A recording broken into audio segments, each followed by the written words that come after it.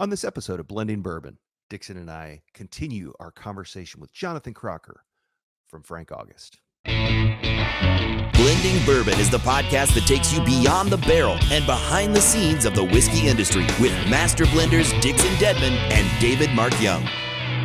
Well, no, I mean, I we've all had that conversation independently and just said it, collectively. And I think it's interesting because, if all the whiskey people really cared about was just the whiskey in the bottle, then you would see all the big brands quit spending money on. It's like, we've all sat in those like whiskey clubs, right? We presented where some form or fashion this topic comes up, and then when you start to engage them and ask questions about, what are some of their favorite whiskeys. And it's all the usual suspects, right? It's like all Buffalo Trace, BTAC collection, collecting their Blantons and or whatever it might be. And there's obviously nothing wrong with that. But own that, be honest with yourself, because that's a testament to effective marketing, storytelling, if I've ever saw one, And I think it's just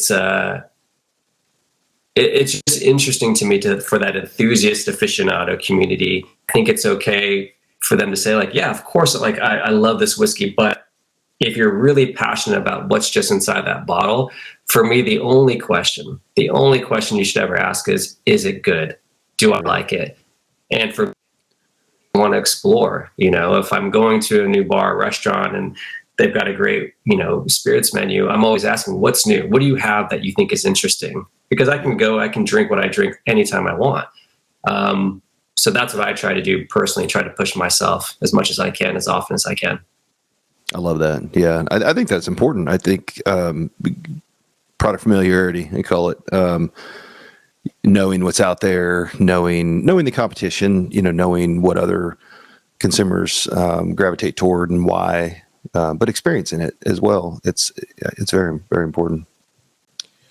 So I was in Los Angeles not long ago and met Jonathan. Invited me for breakfast and then never fed me breakfast, but we had coffee. That's why Dixon stays so thin. I'm just trying to help you out. But I was thinking about talking to you guys and part of our conversation, which is I think this is probably a fascinating to hear both your takes on this for our listenership. But Jonathan, you made a comment when we were talking about, the challenges. Like, this is a fun business to be in. I mean, I say it all the time. Like, if I were Tommy Boy out selling brake pads, I don't think I'd be as excited to be out there doing it. And nothing against people that sell brake pads, but being in the bourbon business, being in the booze business, the activities, the activations, meeting people are always excited to meet, a bourbon guy. I don't know what it's like if you're trying to sling, coconut raspberry flavored vodka, but most of the time people are pretty excited about meeting, the bourbon guy. And so it's a fun business, but as a startup, when you're launching your own brand, I know both of you are in similar situations, and I've been there too, where you have, some investors or some partners that are in this. But you guys both, you're an operation of one for all intents and purposes. You're the guy, and you're the marketing guy, and you're the sales guy, and we've had these conversations, all of us, and what that's like. And it can be, and is, incredibly overwhelming at times, and Absolutely. feel like a one-legged man in an ass kicking contest, as we say in Kentucky. And my question is, how do both of you, either of you, go about prioritizing, what to tackle next? I mean, I don't know about you. before I leave my office every day, I rewrite my to-do list for the next day. And, some people will tell you that, you're supposed to, instead of making a list, you need to block time and say, this 30 minutes of this day, I'm going to accomplish this. And 30 minutes of this day, I'm going to accomplish this. And I've tried that and it never works out because shit always hits the fan and those 30 minutes are gone. So I'm a list guy. And, I've also heard that, the things on your list that you want to do the least are the things that you should do first. But when you're doing, this and you're running all aspects of your operation, your brand, like how do you all go about saying, this is what I'm going to tackle first. This is what has to be put on the back burner. This is priority. This is, how do you handle that? Because it's not just, going in and being the accounting guy, because you're also the marketing guy and you're also the sales guy and you're also ordering dry goods and you're also moving product and you're, like, how do you deal with that? How do y'all deal with that? Well, so I'll give my easy answer. It's prioritizing well, because I want to hear the right answer from Jonathan, and then learn how it's supposed to be done. It's just prioritize and execute, right? So you've always got your top priorities, whatever's going on. Usually at the top of that priority list is cash flow, and so. Activities that lead to cash flow, but it depends on what's going on. If you're introducing into a new market, then, you kind of have to back up. So you get your tactical and then your strategic elements, throughout the day, throughout the week, month, whatever. But typically whatever's the most urgent at the top of that priority stack. And it's important to reevaluate that on a regular basis, sometimes a daily basis, because things will come up constantly, emails, text messages, calls, running into people and it could be, it's always got to find its right place in that stack. So if it commands immediate attention, then so be it. But typically it's, gets added to the list and evaluated. Right now we're heading into the beginning of the year. So we're heading down to Kentucky and we're planning this big campaign. And as you all know, it starts with getting, first of all, having product, but then getting product in the warehouse and then into the retailers and then, advertising to consumers, but paving the way for that. So it's, it's a roadmap, a dynamic roadmap for me. Yeah. For me, I think the expression ignorance is bliss never was more true until I decided to enter this crazy industry and knowing absolutely nothing about it, any aspect of it, besides consuming it. There was nothing that I really knew from a business standpoint. And looking back now, if I did have all that knowledge of what was required, I don't know, honestly, if I would have pursued it and moved forward with it. It's just absolutely overwhelming. I've got two business partners that are great. They primarily kind of help and support on the marketing side, but beyond that, everything else is, under my purview. So sales, distribution, whiskey procurement, all the logistics of that, TTB, COLA requirements, state registration, state licensing, go on down the list, every touch point and experience of the brand to make it what it is. So for me, it's a constant feeling of like drinking from a fire hose. There's just so much that needs to happen that almost, just indirectly, naturally, I guess is a better word to say, based on whatever the immediate brand's needs are, that's kind of what I'm focused on. But as we also know, you can't build a brand just focusing on the media. So I think, trying to get through as much of what those immediate needs are as quickly as you can, even knowing that tomorrow there's going to be a whole new set of them, but at least give you some breathing room that you start to look down the road and make sure that you're planning and projecting, again, preaching to the choir. But as NDPs, we're only viable if we have whiskey. We can only have whiskey if we're looking at what's available in the market and getting that. And depending on where the market is, there's some real cost implications with that make this an incredibly capital intensive industry.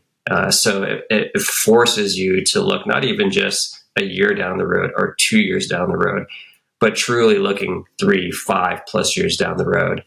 And as I'm sure you guys, I just got a contract today for a partner. We can't disclose it just yet, but we're excited to share this news about who we're going to be contract distilling with, and the commitment that we're making in terms of the number of barrels that we'll be producing with them each year.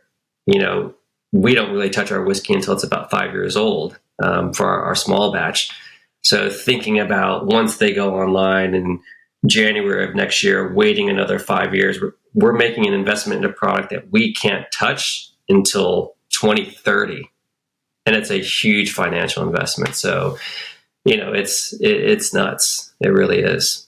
Yeah. And then I know I think I've told the story on here before.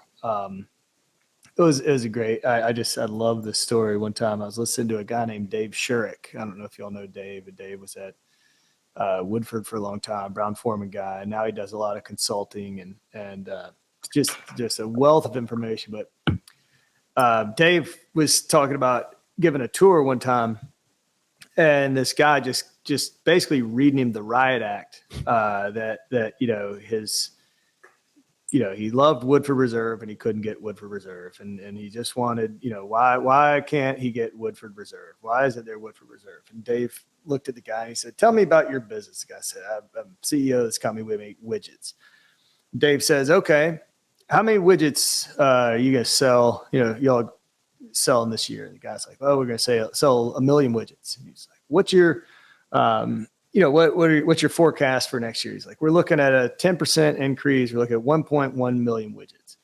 And Dave said, "Okay, what about 7 years from now?" And the guy's like, "Oh, listen, I mean, you never know what's going to happen with the market. You don't know about advances in technology. You don't know what's going to happen with there's so many things that could happen that could affect that." He's like, "There's no way for us to even think about what might happen in 7 years. Way too many factors to take into consideration." On and on and on. Dave said, "In this business, what we make today is what we have to sell in 7 years. And there's no way to speed it up. There's no way to change it. There's nothing you can do about it." So, I think, it's mind boggling for a lot of people that, yes, what you're laying down not only what you're laying down in 2024 is what you have available to you in 2030, but you got to lay out that cash and you got to forecast your growth every year up to that point. And, Frank August could blow open and you could find yourself with only half the liquid you need to meet your demand, or it could be the exact opposite and you don't know. And it'll keep you up at night especially if you're the one, having to struck those checks. Yeah, 100%. That's a huge shift in business model. I mean, I can tell you, we went through similar this past year, and to go from being an NDP to in varying flavor profiles from release to release, getting into something large quantity, large price tag, but not an immediate return. That's extremely risky and scary. I can definitely empathize with that. Yeah, I mean, it's another one of those kind of crazy things about this this business, this industry. I mean, right now, barrels on the market have never been cheaper. They have never been cheaper. You can get any. I mean, it's unbelievable, and that's 6-8 months that it's upside down. There are twice as many sellers as there are buyers out there. So, conventional wisdom is like strike while the iron's hot, store up as many of these acorns as you can. But then it's like, can I tie up that cash right now for something that, I hope I'm going to need? And if I don't need it, am I going to be able to get rid of it? I mean, it's a whole different, this whole bulk market has completely changed in the last 6-8 months. Right. It's Yeah. unbelievable. Yeah. And It really is congratulations, by a the way. delicate. Oh, go ahead. I was just going to say real quick, there's a little bit of a delay, but I was just going to say real quick, congratulations on that. It'll be exciting to see that unfold and, come out publicly. And so, yeah, excited to see Thank you. that direction. Yeah, I was just going to say, it's just, and again, this is not exclusive to the bourbon industry, but I feel like it's more magnified, amplified, where, balancing the more immediate needs, the next year to 2 years versus long-term needs of the brand. But there just is such a huge delta between things at any given point in time. To Dixon's point, you can find some early successes of brands, get a lot of traction. You're kind of basing what your needs are and based on those factors.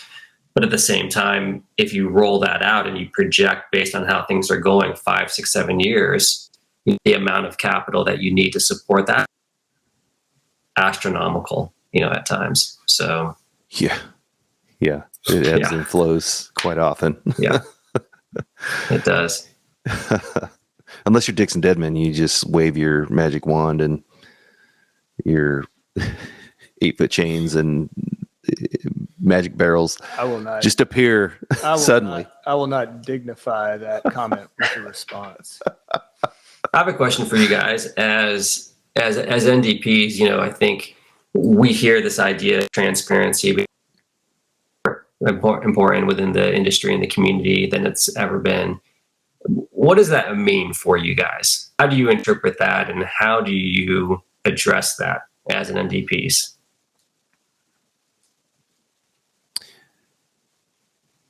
Go for it, Dixon. Well, in my previous life, and when I launched that brand, NDP was a dirty word. It was like, that was, that was like the equivalent of being like, you're a hack, you're, whatever. And Fake. And my response to that initially was, it was the same thing. It's like, look, I'll give you all the information that I can give you. Right. Most of the stuff that we were buying, especially then, the people that were selling it through the brokers were doing everything they could to wash the origin of the product off. So obviously you knew the lot code, and more often than not, you could get a mash bill, and you knew it was Kentucky Straight or whatever, but we were having to sign NDAs just to get samples. And even there were times where we bought barrels that the barrel heads had been spray painted black, so you couldn't see, who made it. And then, for me, it was like, well, look, I don't have a source of, whatever. I mean, and everything I was making with Kentucky Owl, there were, sometimes 4, 5, 6 different distillates that were in there. So people, what's your mash bill? Well, there's this mash bill in there. There's this mash bill in there. There's this mash bill in there. There's, like, I can't really give you that information, and I give you what I have, and I'm happy to.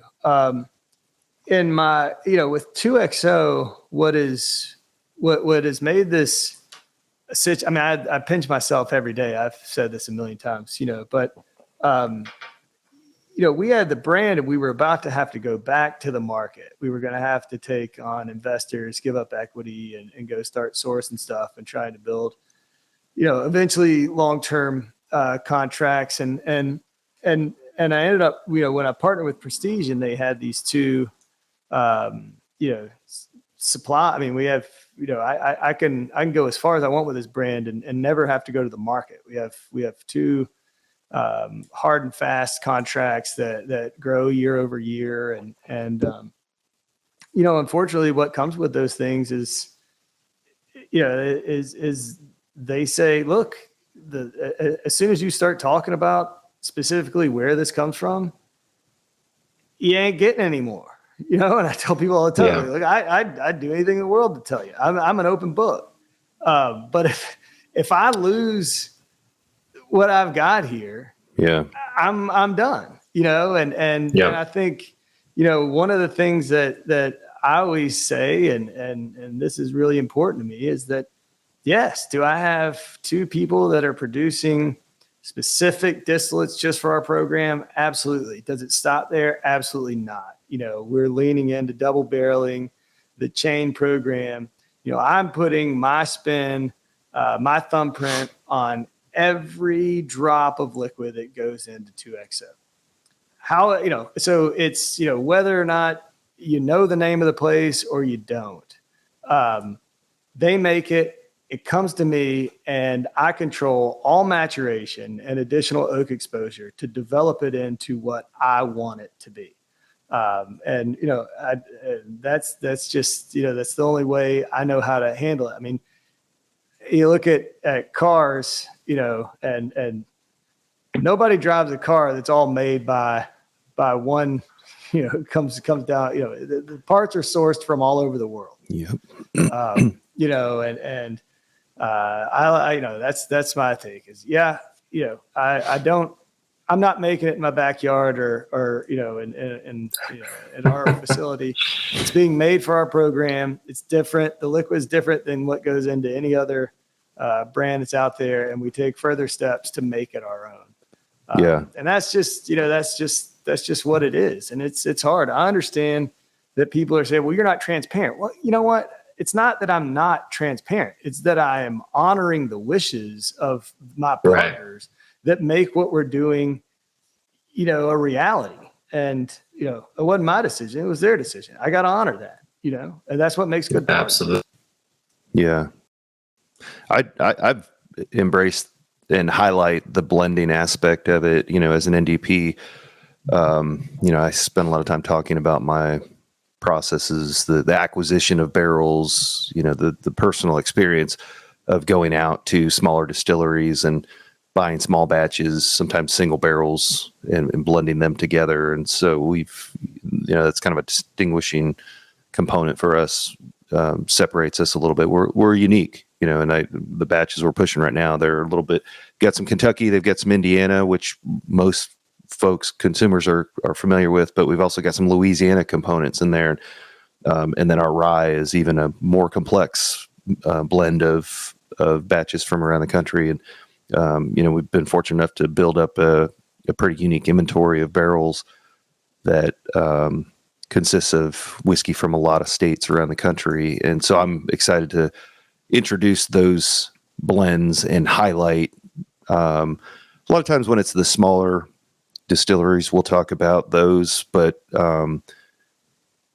if it's a larger conglomerate, we'll highlight the mash bill or its origin state, but not so much because of what Dixon alluded to. You start, hey, this is a blend of, I talk about my process a lot, and I liken what I do to a chef.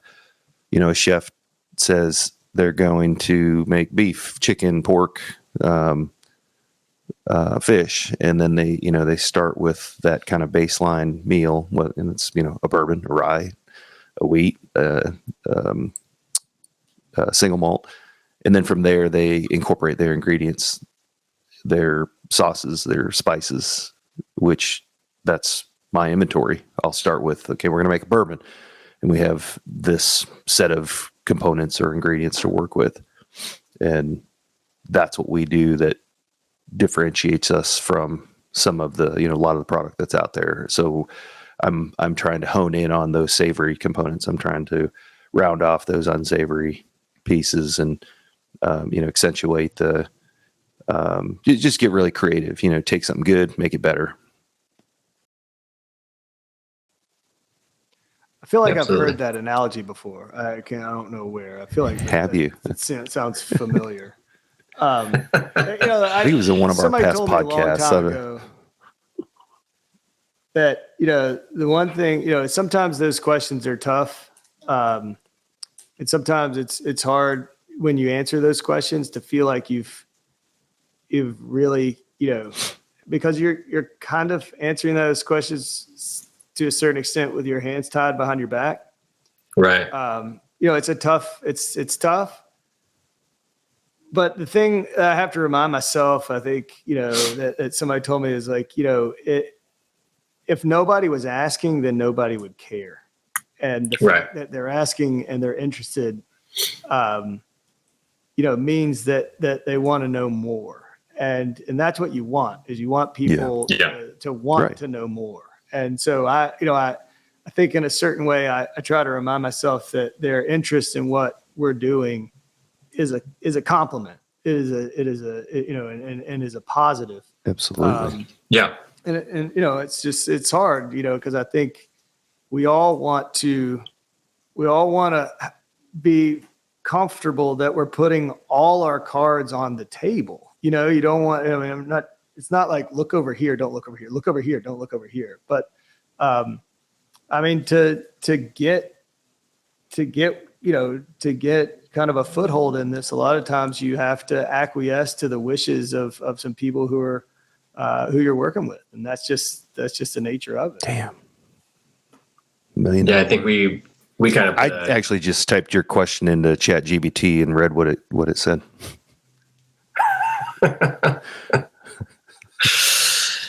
I was going to say, I think we kind of put a. Are you familiar with ChatGPT? But I told you I can answer and delete an email. That's about as techy as I get. So you take your spyware and nerd stuff and go away. Sorry, Jonathan. Go ahead. Oh no, I was saying I think I asked the question, but we kind of put a bullseye on our back with that to a certain degree with our tagline and the brand, if you will, America's Spirit, Be Frank. And it's this double entendre of referring to Frank, America's Spirit in liquid form, but then America's Spirit, Be Frank. This idea of being open, honest, undisguised, sincere. So we get a lot of those DMs or emails to the website of like, how can you claim to be this brand of trying to be frank, yet you're not disclosing all this information? And for the most part, it's everything that you just said, Dixon. It's not that we are choosing not to do this. This is the requirement that we have in order to work with the quality of partners that we're working with, that they're saying, hey, this is just part of the arrangement. So, nonetheless is challenging, but then it always kind of is like full circle because for me, it goes back to that question of the same people that are getting upset about that are the same people that are saying, I don't care about anything else. It's all about the whiskey. And to me, it's kind of like you're speaking out of both sides out of your mouth. Like, is the whiskey good? Do you enjoy it? Do you like what we're making? Because if you do, then it really shouldn't matter. I understand your desire to want to know more information. Completely get that. But it shouldn't get you to the point where now you're calling into question the integrity of the brand, the product, everything that we're doing. It should really just be about the quality of the whiskey. To take even a step further, understanding the category and the space we're in, means that you understand that people are so insanely passionate about this industry and about, the brands and what's happening, the people that refresh the TTB website every 15 minutes to be the first ones to know something that's coming out, or, it's just this very passionate place where people want, they want to be in the know. They want to be the first to know. They want it on their page or channel first. And you have to you can either hate that or you can absolutely love it, you can either let the passion of the whiskey community drive you insane, or you can embrace it. And, I lean into like it.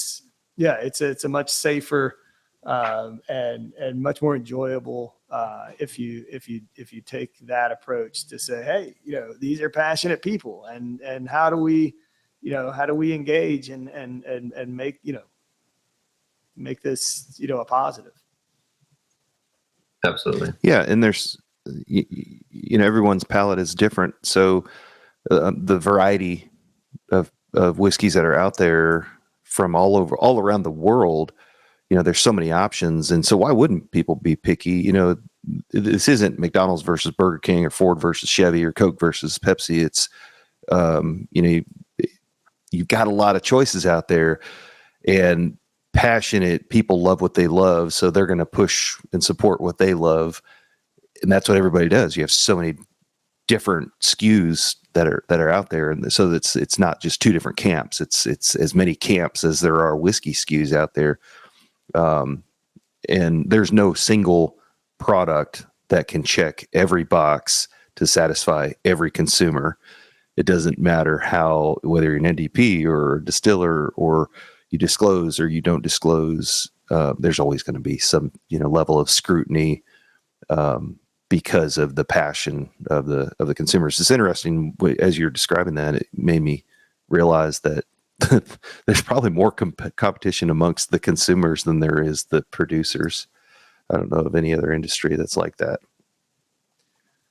Well, Jonathan, thank you for doing this, for coming on. I hope that we can do this again sooner rather than later. Absolutely. I think there's a lot more to dive into. I think this is, it's kind of fun because we're all kind of in, fighting these fighting the good fight.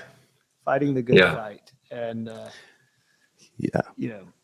I don't mean to say, because it's not misery loves company, but a lot of times, it's good to spend some commiserate time with the people that are in the foxhole together.